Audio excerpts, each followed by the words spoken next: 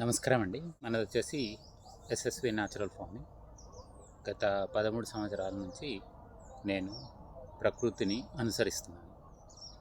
అయితే ముఖ్యంగా చెప్పాలంటే ప్రేరణ అంటే నేను ఇళ్ళకి రావడానికి ముఖ్యంగా ప్రేరణ పద్మశ్రీ సుభాష్ పాలేకర్ గారు మరియు ఆ,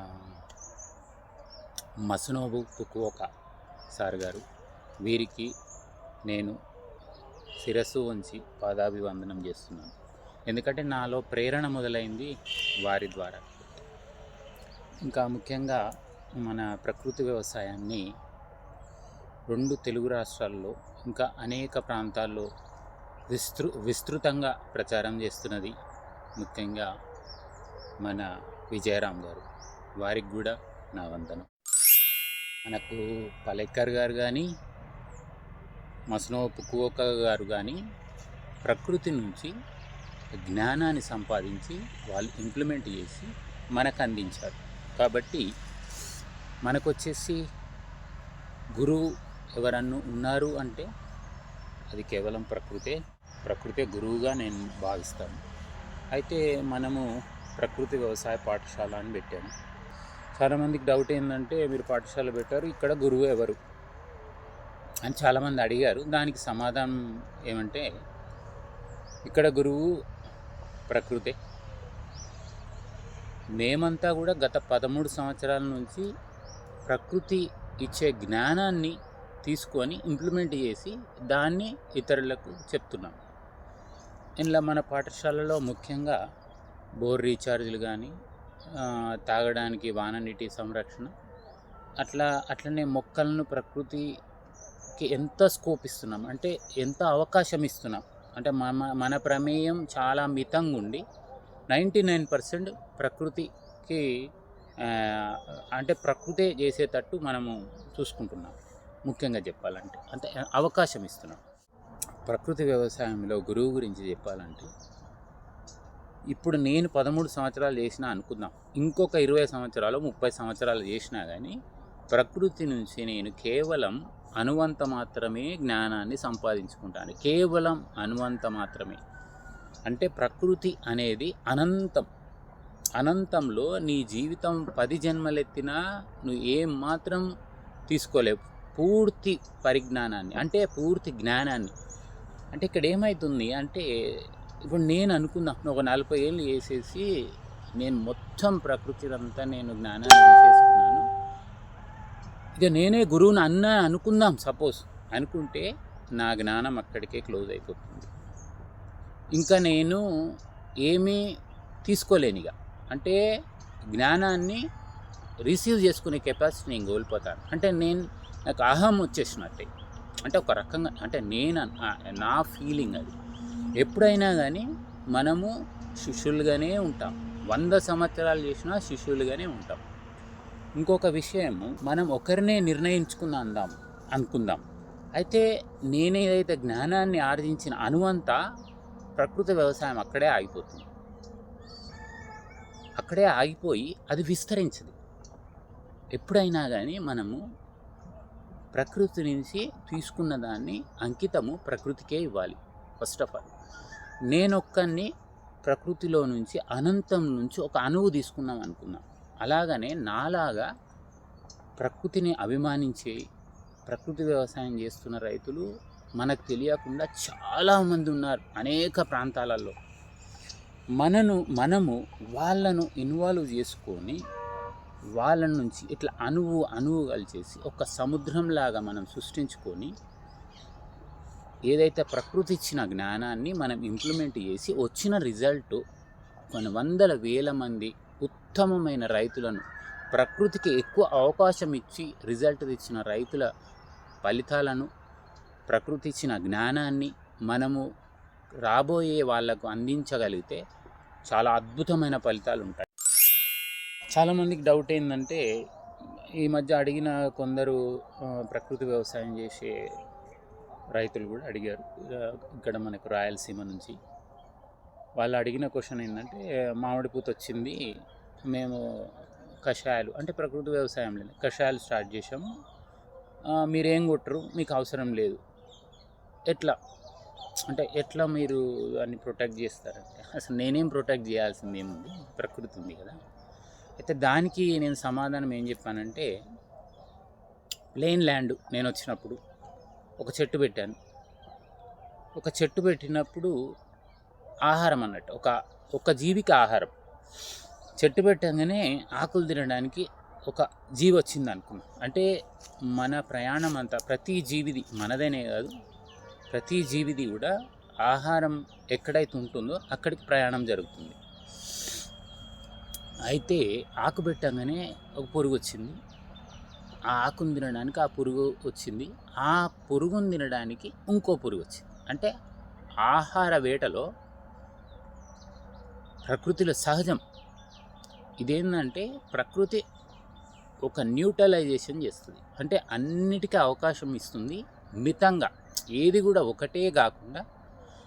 సపోజ్ మీరు అడవిలో తీసుకున్నట్టయితే ఒక జింకను ఒక పులి కానీ సింహం కానీ తింటే మనకు బాధ వేసేసి, సపోజ్ మనము పులులన్నీ తీసేసామనుకుందాం, పుట్టి జింకలన్నీ పెరిగేసి అసలు అడవి పెరగడానికి ఎలాంటి స్కోప్ లేకుండా చేస్తుంది. అంటే గ్రీనరీ కూడా నేల మీద ఎంత అవసరం అంత ఉంచేసి, మిగిలిన ఎక్సెస్ ఇవి తినకుండా దాన్ని పులి తినేటట్టు. అంటే ఇదంతా సహజంగా అడవి డిజైన్, అంటే ప్రకృతి ధర్మం, నియమాలు. అంటే ఇక్కడ అన్నిటికీ అవకాశం ఉంటుంది మితంగా. ఏది ఒకటి ఉంటే వేరే దానికి స్కోప్ ఉండదు, అంటే ఆహారం ఉండదు దీని అర్థం.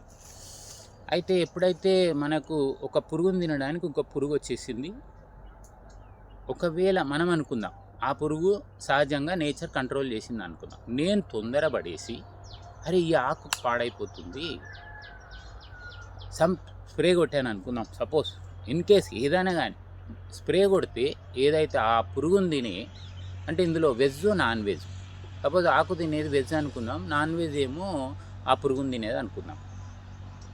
ఎప్పుడైతే నేను కొట్టంగానే ఆ స్మెల్ వల్ల ఆ పురుగు దాన్ని తినది. అంటే నేను అబ్జర్వ్ చేసింది. అంటే ప్రకృతి వ్యవసాయం అంటే మనం ఎంత అవకాశం ఇస్తున్న దాన్ని నేను ఎందుకు ఏం చేయట్లేదు అనడానికి ఇవన్నీ ఏంటంటే నేను రీసెర్చ్ చేస్తున్నాను, వచ్చిన ఫలితాన్ని మాత్రమే చెప్తున్నాను. అయితే అప్పుడు నేను ఎప్పుడైతే కొడతానో ఆ పురుగు తినకుండా అవి ఇక్కడ దాని సంతతి పెరగడానికి అవకాశం ఉండదు. సపోజ్ నేను ఏమనలేదు, నేను కొట్టలేదు ఆ పురుగును. కొట్టకపోవడం వల్ల ఏమైంది అంటే ఆ పురుగు తినేసి అక్కడ దానికి ఏంటంటే నాన్ వెజ్ అక్కడ దొరుకుతుంది ఆ పురుగుకు, కాబట్టి అక్కడ సంతతి డెవలప్ చేస్తుంది. అదే ఒక మీరు కోడిని చూసినట్టయితే ఒక్కటి ఏదన్నా దొరికితే అక్కడే తవ్వుతూ ఉంటుంది, ఇంకేదన్నా దొరుకుతుంది అని. అట్లా కూడా జీవులన్నీ ఏం చేస్తాయంటే ఎక్కడైతే ఆహారం దొరుకుతుందో అక్కడ సంతతి వృద్ధి చెందుకొని అక్కడ నివాసం ఏర్పరచుకుంటాయి. దాని ద్వారానే జీవ వైవిధ్యం ఏర్పడుతుంది. ముఖ్యంగా ప్రకృతి వ్యవసాయంలో చాలా ఓపిక అవసరం. ఫస్ట్ మనం రాగానే మనం కాన్సన్ట్రేట్, అంటే మనం మొక్క పెట్టాము అది పెరగాలి, అమ్ముకోవాలి, అంటే అది సహజం, ఎందుకంటే మన ఇల్లు గడవాలి కాబట్టి. కాకపోతే ఇక్కడ అట్లుండదు. ప్రకృతి వ్యవసాయంలో మనం జీవ వైవిధ్యం ఎంత పెంచగలుగుతాం అంటే భూమిలో ప్రత్యేకంగా ఏంటంటే భూమిని ఎంత సారవంతం చేయగలుగుతాం, కర్బన శాతాన్ని ఎట్లా పెంచగలుగుతాం. చాలామంది ఏమనుకుంటారంటే స్టార్ట్ చేయంగానే, అంటే మనం ఏం కెమికల్ వాడని భూమిలో అయినా కానీ జీవరాశి ఉండదు, ఎందుకంటే అక్కడ ఆహారం అనేది ప్రొవైడ్ ఏమి ఉండదు కాబట్టి, ప్లెయిన్ ల్యాండ్ కాబట్టి మనం స్టార్ట్ చేసిన తర్వాత మనం చేసే చర్యల వల్ల, అంటే ఎంత ఇన్వాల్వ్ అవుతున్నాం ప్రకృతిని మన ఆధీనంలోనికి తీసుకోవడానికి ప్రయత్నం చేస్తే అంత మనకు డిలే అవుతుంటుంది ప్రాసెస్. ఏది న్యాచురల్గా ప్రకృతి ఏదైతే కంట్రోల్ చేసే క్రియ లేట్ అవుతుంటుంది. అదే అబ్జర్వ్ చేసుకుంటూ వచ్చేసి మనం వీడి వరకు తీసుకురాగలిగాం. ఇప్పటి వరకు అంటే ఇది పెద్ద సబ్జెక్టు, రకరకాలుగా ఉంది. అయితే ఈ మధ్య మనం ఏమైతే ఒక విషయం ఏదైనా సపోజ్ ఏదన్నా నేను ఒక చెడ్డదాన్ని మంచిది అని చెప్తే అది మంచిది అయిపోదు, ఒక మంచిదాన్ని చెడ్డది అని చెప్తే అది చెడ్డది అయిపోదు. కాబట్టి ఏంటంటే ఏదైనా వాస్తవమే. ఎవరు చెప్పినా ఎవరు కూడా ఒక నిజాన్ని మభ్యపెట్టలేము, ఒక నిజాన్ని అబద్ధం చేయలేము. నిజమే. చాలామంది సాఫ్ట్వేర్ వాళ్ళు కానీ ఇతర రంగాల నుంచి వచ్చేసి సార్ నేను ఇట్లా వ్యవసాయం స్టార్ట్ చేస్తా అనుకుంటున్నాను, నాకు అక్కడ వచ్చే 1,00,000-1,50,000 కాకపోయినా కానీ నాకు ఇల్లు గడవడానికి వస్తుందా సార్? వస్తే నేను వస్తాను, అది వదిలే. వాళ్ళకు మనం కరెక్ట్ గైడ్ చేయాలి దయచేసి. ఎందుకంటే నేను వాళ్ళకి ఎట్లా చెప్తానంటే, సపోజ్ మీరు 1,50,000 వచ్చింది అనుకుందాం. 1,50,000 ఎట్లొచ్చింది? స్టార్టింగ్కి నుంచి వెళ్దాం. మనం నర్సరీకి వెళ్ళాము, తర్వాత 10th అయిపోయింది, తర్వాత మనం ఇంటర్ అయిపోయిన తర్వాత ఇంజనీరింగ్కు ర్యాంకు కొట్టి మళ్ళా ఇంజనీరింగ్ కంప్లీట్ చేసుకొని మళ్ళీ ఇంటర్వ్యూస్కి వెళ్ళేసి మళ్ళీ జాబ్ చేపట్టి మళ్ళీ ఏమైనా అడ్వాన్స్ కోర్సులు అవి చేసుకుంటూ మనం 1,50,000 వరకు వెళ్ళాం. ఈ పీరియడ్ ఎంత పట్టింది అంటే, మనం ఆ 1,50,000 వస్తుంది, మీరు ఈ పీరియడ్ అంతా తీసుకొని 1,50,000 సంపాదించిన తర్వాత ఉన్న పలంగా మీరు ఏకదం వ్యవసాయంలోకి వచ్చిర్రే అనుకుందాం. మీకు ఆ 1,50,000 ఇందులో వస్తుందా? కనీసం 20,000 వస్తుందా? మీరు వచ్చిన తర్వాత ప్రకృతి కటాక్షం పొందాలి. ముఖ్యంగా చెప్పాలంటే, అంటే ప్రకృతికి మీరు ఏమిస్తారు? మీరు ఆ జ్ఞానాన్ని ఎట్లా తీసుకుంటారు? ఇప్పుడు గురువు దగ్గర మనం ఎంత వినయంగా ఉంటామో అంత జ్ఞానాన్ని మనం పొందవచ్చు. సేమ్ ఇది కూడా, ప్రకృతి కూడా ఒక అద్భుతమైన గురువు లాంటిది. మనం ఎవరికైనా అంకితం ఇవ్వాలంటే ప్రకృతికే ఇవ్వాలి. అయితే ముఖ్యంగా మనం వచ్చిన తర్వాత మనం చెప్పే వాళ్ళకి అది చెప్పాము. ఇక్కడికి వచ్చిన తర్వాత మీరంతా ముందు ప్రిపరేషన్ ఉంటుంది, గ్రౌండ్ ప్రిపరేషన్ ఉంటుంది. మీరు ఉత్తమమైన రైతుల దగ్గరికి వెళ్ళండి, వాళ్ళ అనుభవాలు మీకు తోడవుతాయి. అట్లనే వాళ్ళ అనుభవాలు తీసుకొని మీరు కూడా సర్చింగ్, మీరు అనంతం అని చెప్పాను కదా, ప్రకృతి ఇచ్చే అనుభవాలను, మనకు ప్రకృతి ఇచ్చే జ్ఞానాన్ని తీసుకొని ఇంకా ఒక్కొక్కరికి ఒక్కొక్క థాట్ ఉంటుంది.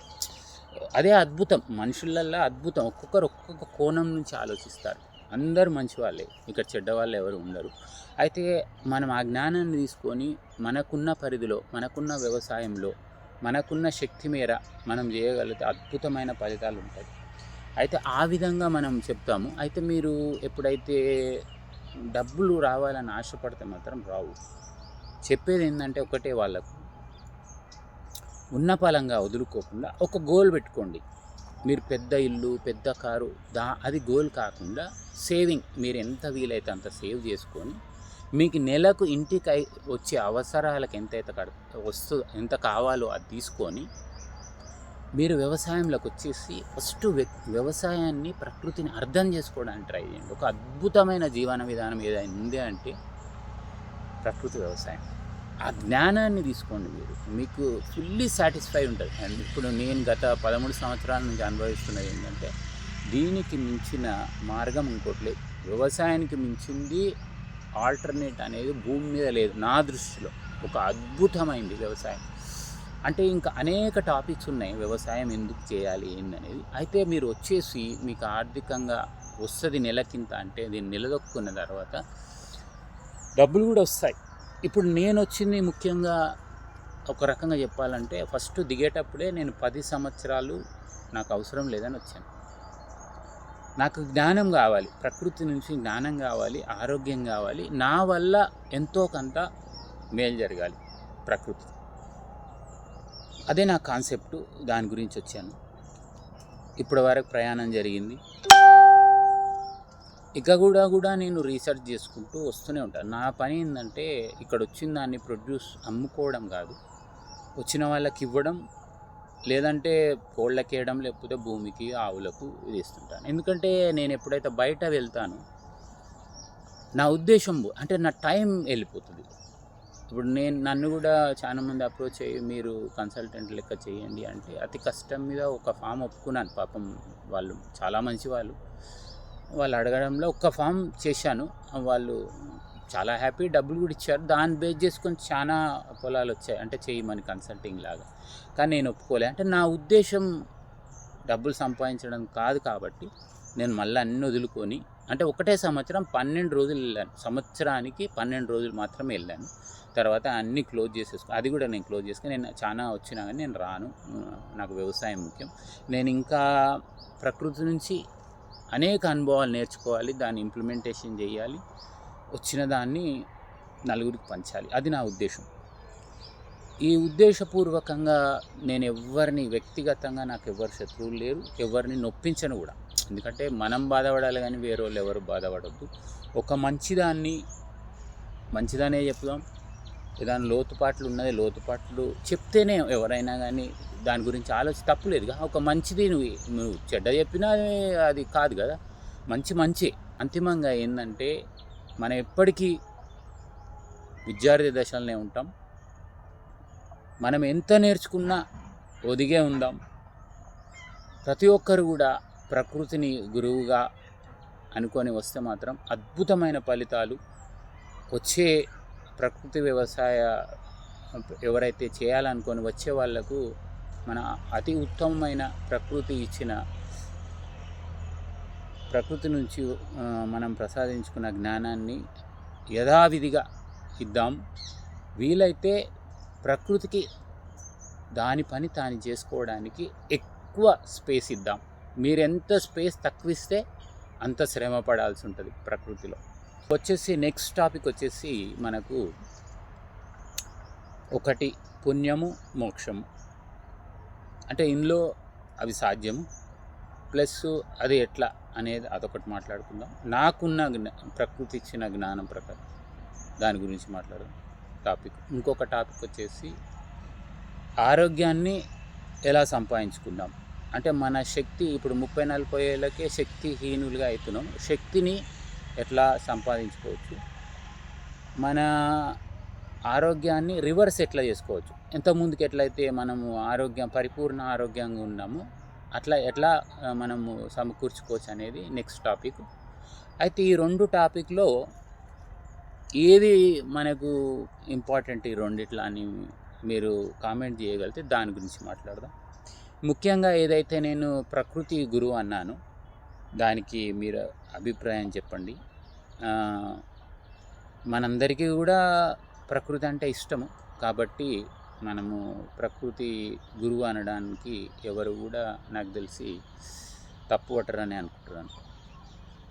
ఒకటే అంటాను నేను, ప్రతిదీ కూడా ప్రకృతికి మించిన గురువు లేదని. ప్రతిదీ కూడా మనం ఇంకొకటి కూడా ఇన్ని జీవరాశులకు జస్ట్ మనల్ని పక్కన పెట్టేస్తే, మనుషులను కొద్దిసేపు పక్కన పెట్టేస్తే అన్ని జీవరాశులకు ప్రకృతే ఇస్తుంది. ఆహారం అనుకోవచ్చు, ఆశ్రయం అనుకోవచ్చు, ప్రొటెక్టింగ్ అనుకోవచ్చు, అన్నీ కూడా. మనం కూడా పూర్వం ప్రకృతిలో మమేకమై జీవించాం కాబట్టి మనల్ని ప్రకృతి ప్రొటెక్ట్ చేసింది. మనము దూరం వెళ్ళిపోయాం ప్రకృతి నుంచి కాబట్టి కొన్ని స్ట్రగుల్ ఫేస్ చేస్తున్నాం. కాబట్టి దయచేసి మనము ప్రకృతిని హైలైట్ చేద్దాం, ప్రకృతిని గురువుగా మలుచుకుందాం. నేను మాట్లాడిన ప్రతి మాట కూడా ప్రకృతి నుంచి ప్రసాదించిన జ్ఞానాన్నే నేను చెప్తున్నానుగా, కానీ నా సొంత కాదు. కాబట్టి దయచేసి ప్రకృతిని ఫాలో అవ్వగలిగితే అద్భుతమైన ఫలితాలు ప్రకృతి వ్యవసాయంలో సాధించగలుగుతాం. జై జవాన్, జై కిసాన్, జై శ్రీరామ్. Thank you.